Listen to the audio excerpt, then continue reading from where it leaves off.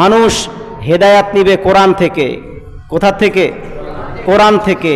আর মানুষের হেদায়াতের জন্যই আল্লাহ নাজিল করেছেন এই কোরআন। সুবহানাল্লাহ। আল্লাহ রাব্বুল আলামিন রমজান মাসে মানে আল্লাহ পাক বান্দাকে মাফ করার জন্য, বান্দাকে ক্ষমা করার জন্য আল্লাহ রাব্বুল আলামিন শুধু মাধ্যম আমাদেরকে দিয়েছেন যে আমার বান্দাদেরকে কিভাবে ক্ষমা করা যায়, আমার বান্দাদেরকে কিভাবে মাফ করা যায়। আল্লাহ পাক সেই মাধ্যমগুলো বান্দার কাছে তুলে দিয়েছেন। সুবহানাল্লাহ। তার ভিতরে অন্যতম একটি মাধ্যম হচ্ছে এই মাহে রমজানুল মুবারকের এই পবিত্র মাস। সুবহানাল্লাহ।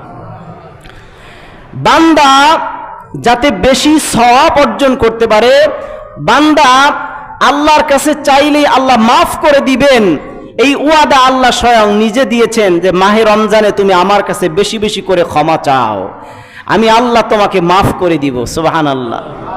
ইমাম গাজ্জালি রহমাতুল্লাহি আলাইহি তার কিতাবের মধ্যে বলেছেন, রমজান মাস যখন তোমাদের সামনে আসবে তখন তোমরা বেশি বেশি করে 4টা কাজ করবা।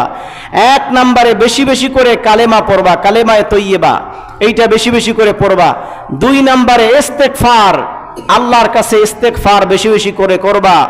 3 নম্বরে আল্লাহর কাছে তুমি বেশি করে জান্নাত চাইবা, আল্লাহ তুমি আমাকে জান্নাত দাও। সুবহানাল্লাহ। কোন তবে রাসূলুল্লাহ শিখাই দিয়েছেন কোন জান্নাত চাইবেন।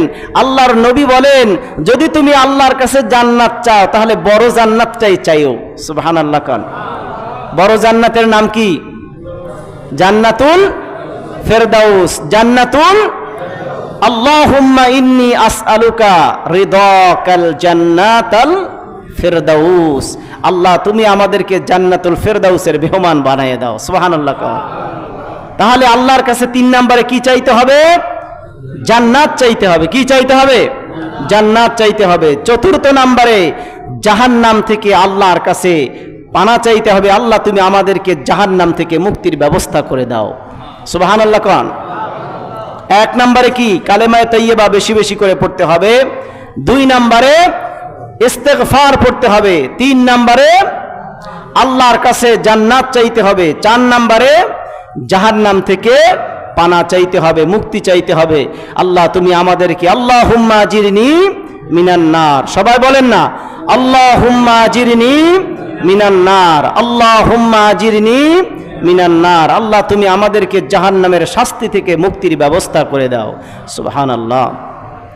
রাসূলুল্লাহ শিখিয়ে দিয়েছেন, সেজন্য আমরা এই কাজগুলো করব।